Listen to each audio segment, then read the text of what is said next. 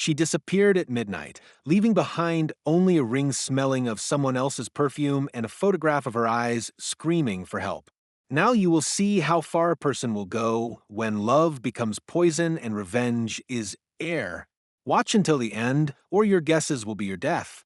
The unraveling began with something small, a single hairpin lodged between the passenger seat and console of Clara's car.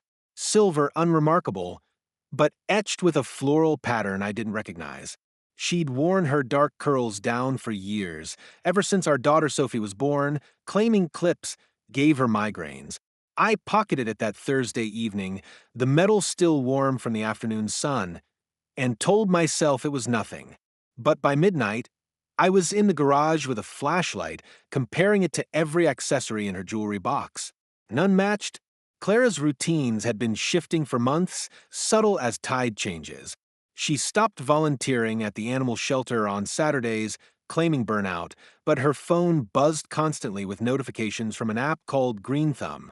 Her hands, once stained with acrylics from her mural projects, now bore crescents of soil under the nails. New hobbies, she called them: urban gardening, meditation, a pottery class at the community center. I nodded through explanations, ignoring the clench in my gut when she mentioned her instructor, a man named Julian who apparently knew everything about terracotta glazes. The key appeared 3 weeks later. I found it tucked inside a folded yoga mat in her trunk, bronze and ornate, its bow shaped like an owl. Its teeth left faint impressions on my palm as I gripped it, the weight foreign yet deliberate. That night, I traced its outline under the dim kitchen light while Clara bathed, the sound of rushing water masking my search for matching locks online. None surfaced, but the next morning I followed her. She drove past the community center, past the grocery store, into a neighborhood of converted brownstones with ivy-choked facades. A sign hung crookedly on one gate. The Roost, co-working and creative spaces. Clara parked 2 blocks away, glancing over her shoulder before slipping through a side entrance. I waited 15 minutes, then approached the building, its windows fogged with condensation. Through a crack in the curtains, I saw them. Clara at a drafting table, laughing as a man with salt and pepper stubble demonstrated brush techniques on a canvas. Julian, his hand grazed hers as he adjusted her grip, lingering just long enough to make my jaw tighten. I began documenting everything. The GPS tracker I adhered to her bumper revealed Tuesday and Thursday pilgrimages to the Roost, each visit lasting exactly 2 hours and 17 minutes. Security footage from the cafe across the street, procured through a bartender's fondness for cash, showed Julian leaving with a canvas bag Clara had gifted me for my last birthday. Even her phone betrayed her. Deleted search histories for non-toxic oil paints and how to remove clay from hardwood floors, remnants of a life she was meticulously scrubbing clean of me. Sophie noticed first. "Why does Mom's studio smell like cigarettes now?" she asked one morning, her nose wrinkled as she packed lunch. I froze, a jar of mayo slipping from my grip. Clara had quit smoking when we'd started trying for a baby. Swore she'd never relapse. That afternoon, I sifted through the trash bin behind the Roost, finding a crushed pack of American spirits and a receipt for 2 lattes dated every Thursday at 10:03 a.m. The lies crystallized in February. Clara left her iPad unlocked on the kitchen counter, its screen glowing with a half-finished sketch, Julian reclining on a velvet couch, shirtless, a charcoal smudge mimicking the birthmark on his collarbone. My throat closed as I zoomed in, recognizing the paisley throw pillow from the Roost's lobby. When Clara emerged from the shower, humming a song I didn't recognize, I asked about her latest project. "Botanical illustrations," she said, toweling her hair, "for a client's sunroom." I waited until her next pottery class to break into the Roost. The lock yielded to the owl key with a satisfying click. Inside, Clara's studio smelled of turpentine and jasmine incense, the walls plastered with sketches of Julian in every pose, reading, smoking, sleeping. A stack of canvases leaned against the radiator, each one a study of his hands. Calloused, paint-streaked, once gripping a mug I bought Clara on our 5th anniversary. Beneath the desk, I found a shoebox stuffed with hotel receipts, train tickets to a coastal town we'd never visited, and a pregnancy test dated 3 weeks prior. Negative. The confrontation happened at sea, metaphorically at least. That weekend, Clara suggested a family adventure to a wildlife sanctuary 2 hours north. I agreed, secretly rerouting us to the marina where Julian kept his sailboat docked. As we passed Slip B12, Sophie pointed at the vessel's name, Wanderlust, painted in the same cobalt blue Clara used for her skies. "Cool boat," she said. Clara's knuckles whitened on the steering wheel. "It's a common name," she muttered, accelerating toward the exit. That night, I downloaded a maritime tracking app and entered Wanderlust's registration number. Its coordinates pinged weekly near a secluded cove, always during Clara's yoga retreats. I began running again, tracing the shoreline at dawn, stopping each time at a bluff overlooking the cove. Through binoculars, I watched them anchor the boat, Julian's arms slung around Clara's waist as they waded into the shallows. On the fourth visit, he kissed her, a slow, deliberate act that sent my fist into the sandstone cliff, blood mingling with the rust-colored rock. The final thread snapped in April. Clara forgot her Fitbit after showering, its screen flashing a heart rate spike to 142 BPM at 2:17 p.m. The exact time Julian's Instagram posted a photo of his new muse mid-sculpture, her back turned but her hair unmistakable. I drove to the roost and smashed the owl key into its lock until the mechanism broke. Inside, I shredded every sketch, poured acrylic thinner over the canvases, and left the pregnancy test on Julian's desk with a note. "She's not yours to keep." When Clara returned, her scream shook the walls. I sat at the dining table, Sophie's half-finished puzzle between us, and said nothing. She collapsed in the doorway, clay-caked fingers clutching the empty shoebox, her sobs echoing through the hollowed-out remains of us. That night, I slept in the guest room, the hairpin digging into my palm like a splinter of the life we'd shattered. By morning, she'd packed 3 suitcases.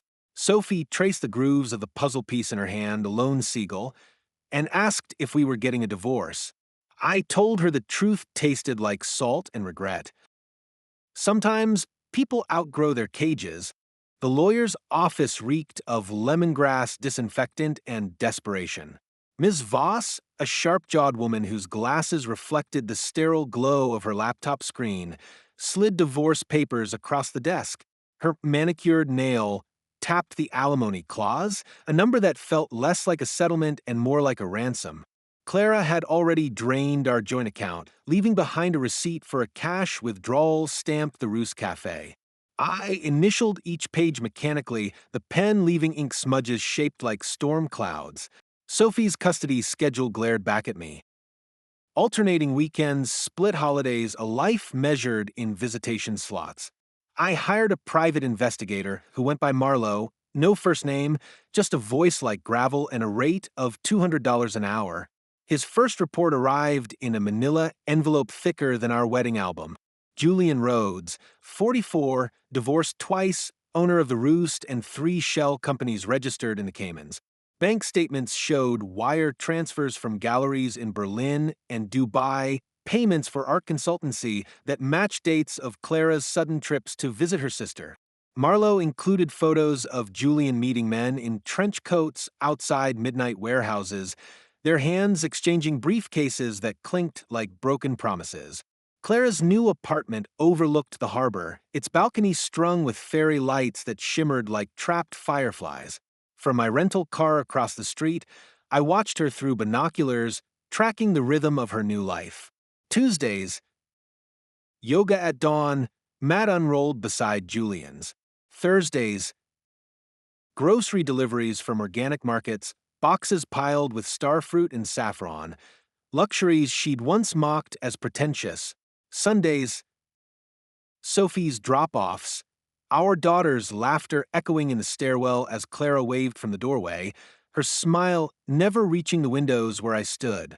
Marlowe's second report revealed the Wanderlust wasn't just a sailboat. Its hull hid a compartment lined with lead, perfect for shielding artifacts from X-ray scans. Customs records showed Julian had declared it as marine research equipment, but the manifests told a darker story: neoclassical busts chiseled from looted Macedonian sites, Edo period scrolls dipped in preservative chemicals, a crate of Tang Dynasty porcelain labeled kitchenware. Clara's fingerprints appeared on export certificates, her loopy signature certifying pieces as student replicas.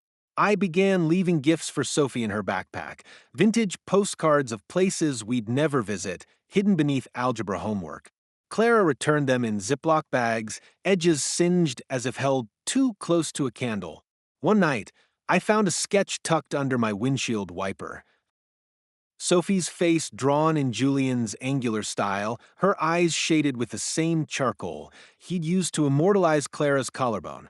I burned it in the sink, watching her smile curl into ash. The confrontation came in March. A nor'easter lashed the coast, waves clawing at the marina as I boarded Wanderlust with a locksmith's tools and a GoPro strapped to my chest. The cabin stank of salt and betrayal. Clara's scarf draped over the navigation console, Julian's flannel crumpled in the berth. Beneath a false floor, I found them. Mayan jade masks, their empty sockets staring up in silent accusation. I documented every artifact, the camera capturing my trembling hands brushing dust from a reliquary carved with saints' bones. 2 days later, Interpol raided the roost. News helicopters circled like vultures as officers marched Julian out in cuffs, his silver hair matted under the rain. Clara stood in the crowd, her face pale under a black umbrella, Sophie clinging to her leg. The camera zoomed in on her, mouthing "I'm sorry to no one," or maybe to everyone. That night, she called from a blocked number. I let it ring, watching the voicemail icon blink red until dawn. The detective's update came at noon. Julian had posted bail, vanished with a burner phone and a duffel of cash. Clara's name surfaced in the indictment: accomplice, forgery, conspiracy to traffic cultural property. Sophie's school photo stared at me from the mantel, her smile now a relic in its own right. I bought a gun, a compact Glock 43, its weight foreign but comforting in my nightstand drawer. Marlowe warned me against heroics, his final invoice stamped with a blood-red paid. "You're chasing ghosts," he'd growl before hanging up. But ghosts were all I had left. In April, the nightmares began. Clara drowning in a sea of shattered porcelain, Julian's hand stitching her lips with fishing line, Sophie building sandcastles from bone fragments. I stopped sleeping, patrolling the house with a flashlight, checking locks until my palms blistered. One midnight, I found Clara's hairpin wedged in the sofa cushion, oxidized green, but still sharp enough to draw blood. The marina called on a Tuesday.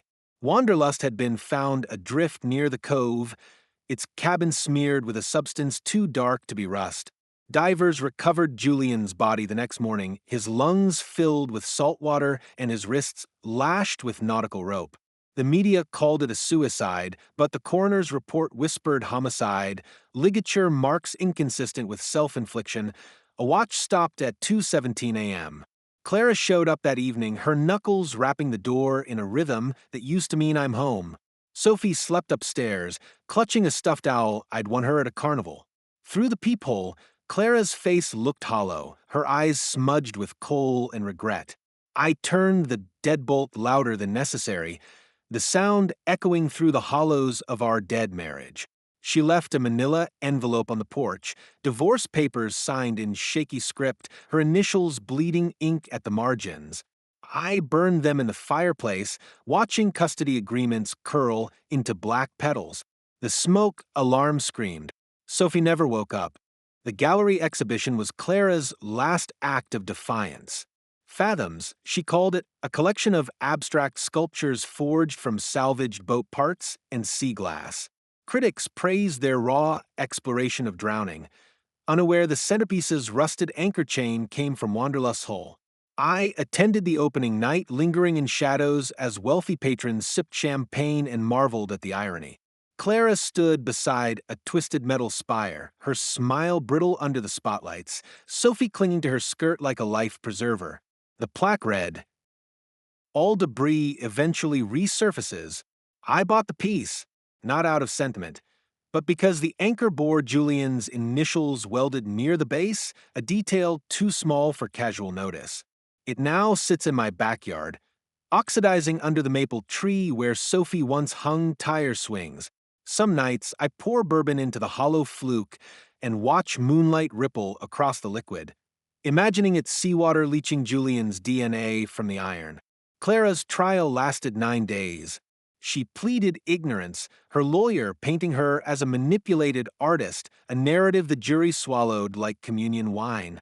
The prosecutor showed photos of her sketches documenting smuggled artifacts, but the courtroom gasped loudest at my testimony. When asked if I believed she loved Julian, I said she loved the version of herself he reflected. The lie tasted like ash. Sophie drew stick figures in the margins of her notebook, her crayon snapping when the judge said probation. We settled into separate orbits. Sophie split her weeks between Clara's loft, a sterile space smelling of turpentine and takeout, and my half-empty house, where I'd converted her bedroom into a studio for father-daughter projects. We built birdhouses from Wanderlust's salvage planks, Sophie sanding the wood until her palms blistered. "There'll be homes for things that fly away," she said, staining the cedar with ink made from crushed sea glass. I didn't tell her I'd started burying Julian's possessions in the yard, his monogrammed cufflinks, a silver flask, the owl key, marking each spot with a birdhouse nailed upside down. Clara's probation officer called in October. She'd missed a check-in, her phone pinging last near the marina. I found her at slip B12 at dusk, sitting cross-legged on the dock with a sketch pad, Wanderlust's replacement boat, Phoenix rising, bobbing behind her. She'd aged a decade in months, her hair streaked with gray the same shade as Julian's stubble. When I stepped into her periphery, she didn't look up. "He left a letter," she said, her pencil etching waves that mirrored the harbor's chop. "Apologizing for ruining me." I dropped a manila envelope beside her. Photos of Sophie's birdhouses, her school play, the anchor sculpture weeping rust after spring rains. Clara's hands trembled as she sifted through them, smudging graphite across Sophie's face. "I wanted to be someone worth destroying," she whispered. The admission hung between us, salt-heavy and sodden, until she tore the sketchpad's page and let the wind carry it out to sea. I hired a marine salvage crew to dredge the cove.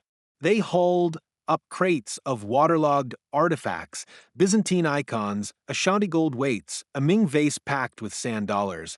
The police awarded me a commendation I framed beside Sophie's finger paintings. Clara stopped attending her probation meetings. They found her passport in a Lisbon hotel dumpster, a one-way ticket to Istanbul tucked inside a guidebook circled with Julian's handwriting. Sophie turned 14 the day Phoenix Rising sank. A spring storm cracked its hull against the breakwater, mast snapping like the spine of Clara's final letter, a rambling note postmarked from Cyprus claiming she'd joined an artist commune. Sophie burned it in the backyard fire pit, marshmallows charring on sticks as flames ate phrases like forgiveness and second chances. "I'm glad she's gone," Sophie said, but her tears reflected the blaze's orange teeth. I quit my job, sold the house, and bought a cottage near the bluffs. Sophie's birdhouses line the fence, their inverted roofs collecting rainwater that attracts starlings. Some mornings I walk the shoreline, tracing the tide's retreat. Last week, a storm unearthed the owl key, its bronze teeth green but intact. I keep it on the windowsill beside Sophie's graduation photo, its edges nibbled by salt air. Clara's Instagram surfaced last month. A grainy post of a mural in Marrakesh, her signature scrawled beneath a woman drowning in sapphire waves. Sophie liked the photo, then blocked the account. That night, I dreamt of Julian's hands stitching Clara's lips with fishing line, her screams muffled as he shoved her into a crate marked fragile. The nightmares don't frighten me anymore. I've learned to parse their symbols. Anchors for guilt, owls for secrets, brine for the lies we swallow to stay afloat.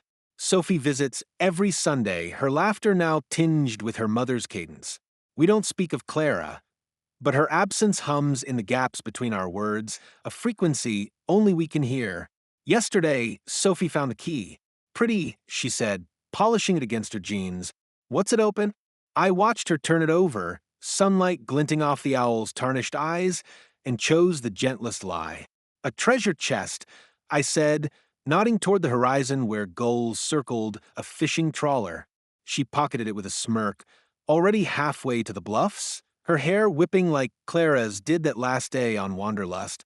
I stay behind, sweeping sand from the porch as the wind carries her voice down the cliffside, a melody I don't recognize. The key will resurface eventually. All debris does. One story may be ending, but the excitement never stops. Don't wait, jump right into the next one and keep the thrill alive.